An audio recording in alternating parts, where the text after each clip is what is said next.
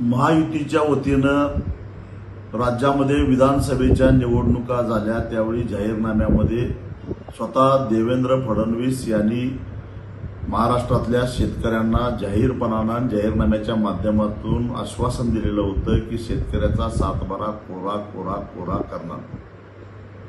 त्यावेळी नियम पद्धती याचा अभ्यास त्यांनी निश्चितच केलेला असेल आणि आता जर का ते नियम पद्धती त्याला वेळ लागेल असं जर म्हणत असतील तर याचा अर्थ ते चालढकल करत आहेत। मुळामध्ये ज्या पांडुरंगाच्या दर्शनाला जाणाऱ्या वारकऱ्यांची पगडी घालून ते बोलतात त्या पगडीची पहिल्यांदा त्यांनी प्रतिष्ठा राखावी।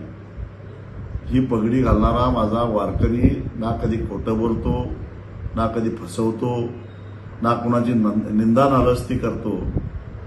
पांडुरंगाचा भक्त हा खऱ्या अर्थानं पांडुरंगाच्या संस्कारातून आणि त्याच्या विचारधारेतून तयार झालेला हा आमचा वारकरी आणि त्या वारकऱ्याची पगडी घालून देवेंद्रजी तुम्ही जर का महाराष्ट्रातल्या शेतकऱ्यांना फसवू पाहत असाल तर महाराष्ट्र तुम्हाला माफ करणार नाही। किमान पांडुरंगाच्या पगडीची तरी आब राखा, कारण त्या पगडीवर पांडुरंगाच्या विचाराचे आचाराचे संस्कार झाले आहेत याचं भान ठेवा।